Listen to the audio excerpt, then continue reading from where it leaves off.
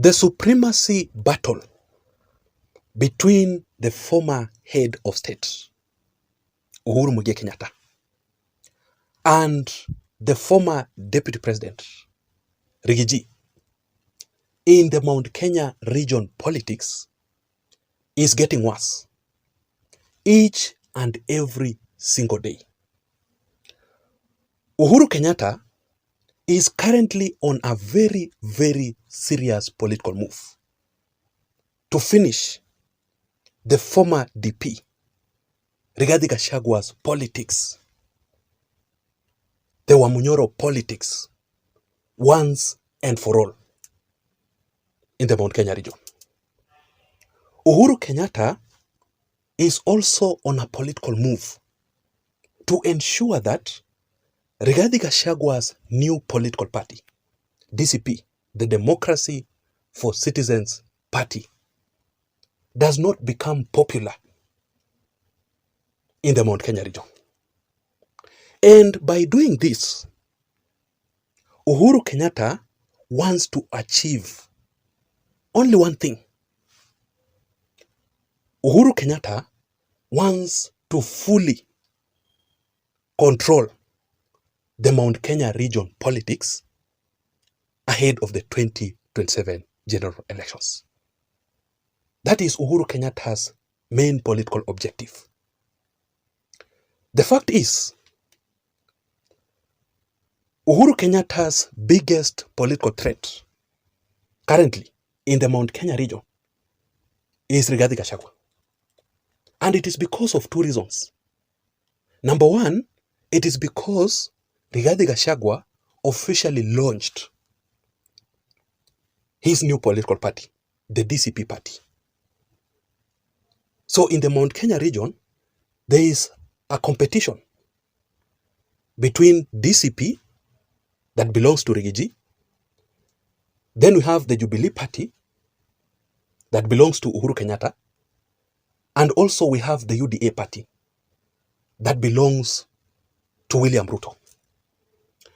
Rigathi Gachagua is doing everything possible to weaken Uhuru Kenyatta's Jubilee party even more.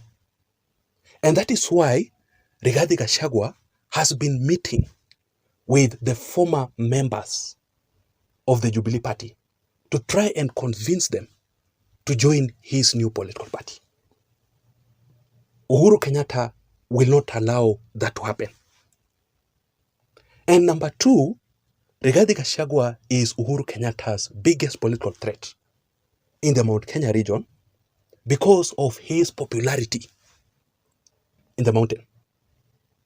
Truth be told, after Rigathi Gachagua was officially impeached as the DP, Rigathi Gachagua's popularity in the Mount Kenya region increased.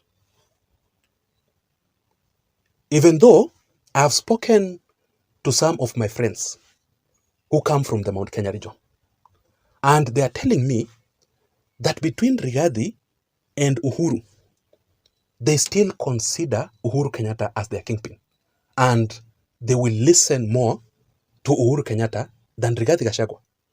And as a matter of fact, they are telling me that they are still waiting for Uhuru Kenyatta to give them the direction ahead of the 2027 elections on who they should vote for. If Uhuru Kenyatta will say Matiangi Tosha, the Kikuyus are ready to vote for Matiangi. They will not listen to Rigathi Gachagua. So maybe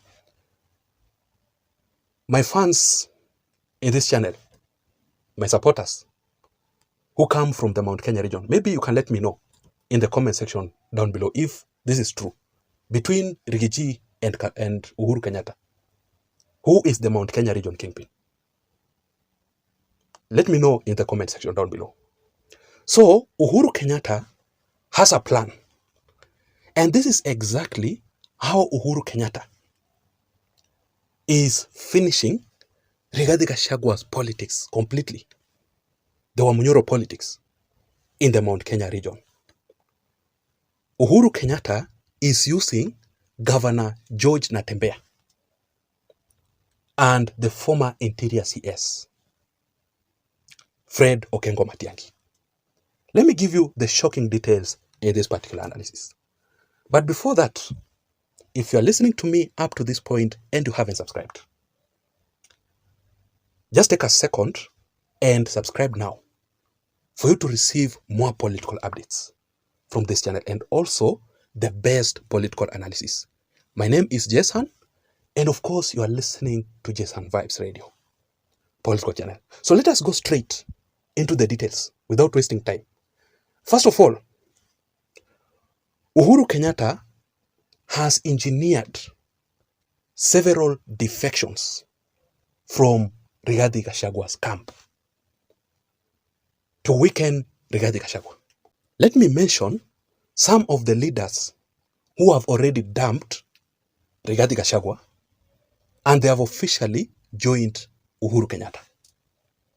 Number one, we have Honorable Gujiri Wambugu. Gujiri Wambugu defecting from Wamunyoro is actually a very, very big blow to Rigathi Gachagua. Why am I saying this? It is because Gujiri Wambugu was actually Rigathi Gachagua's right-hand man. He was among the political advisors of Rigathi Gachagua.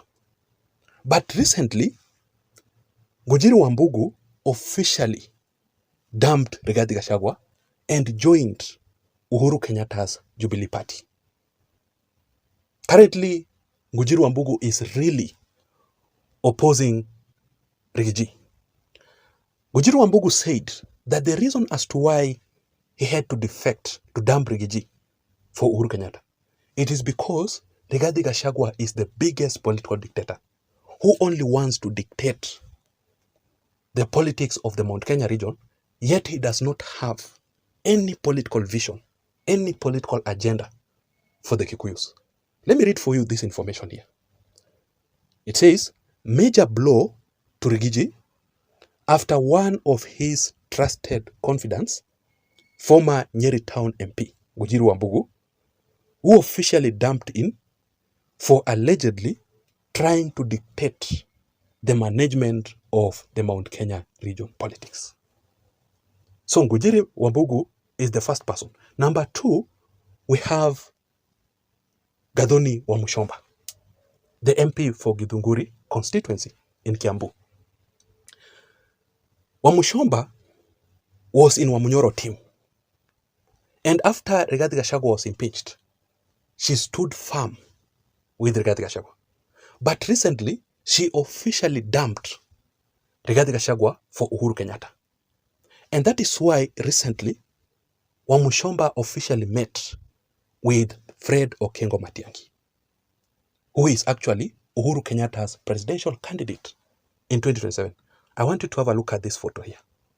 You can see Matiangi and Wamuchomba after their meeting.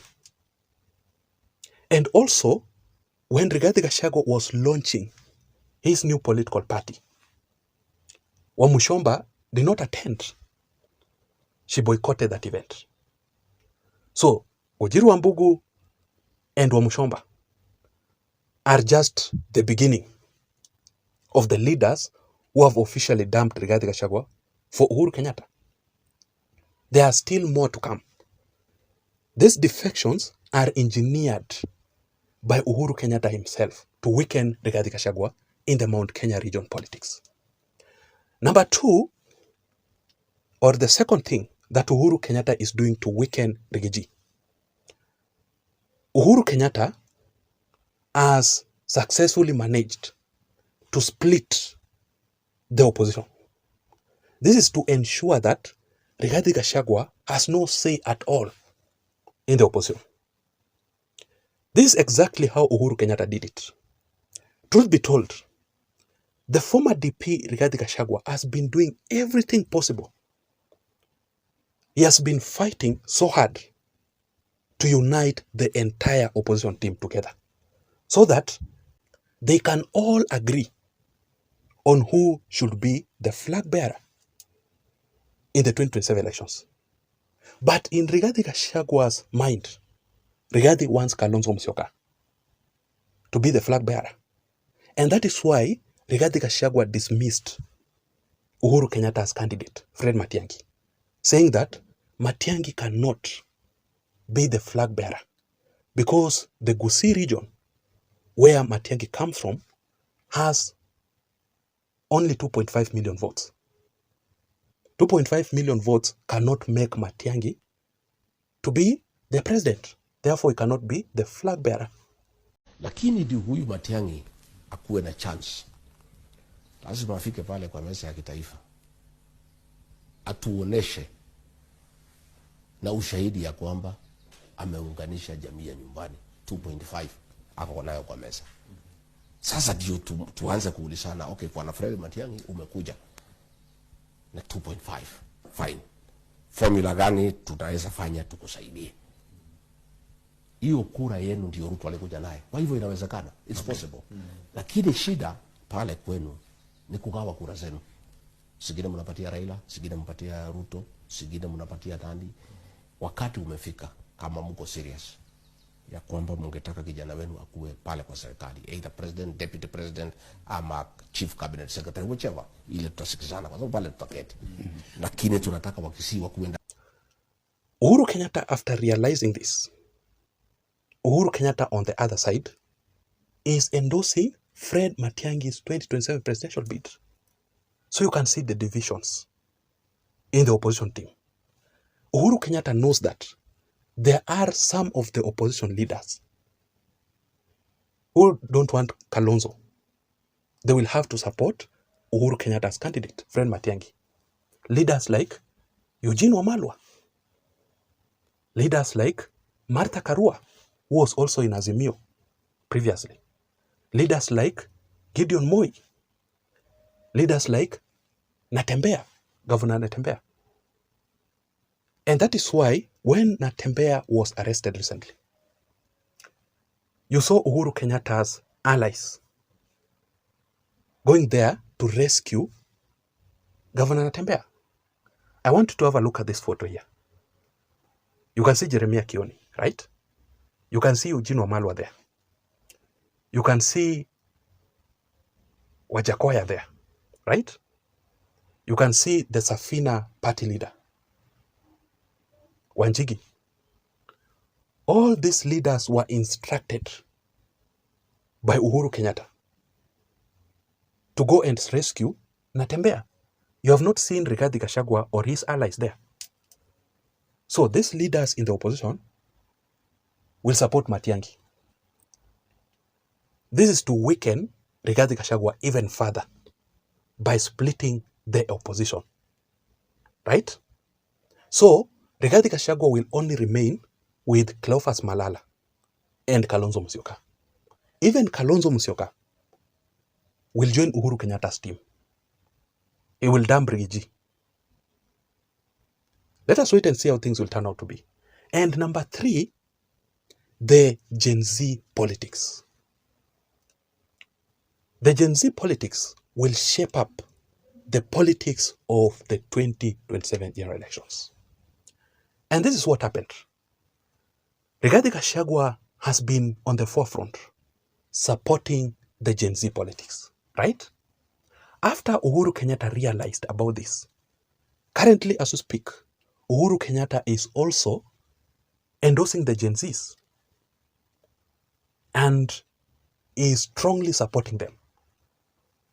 Now, the Gen Zs will have to choose on who to support between Uhuru and Matiangi or Rigathi Gachagua and Kalonzo Musyoka. I'm sure that the Gen Zs will have to pick Uhuru and not Rigathi versus Kalonzo.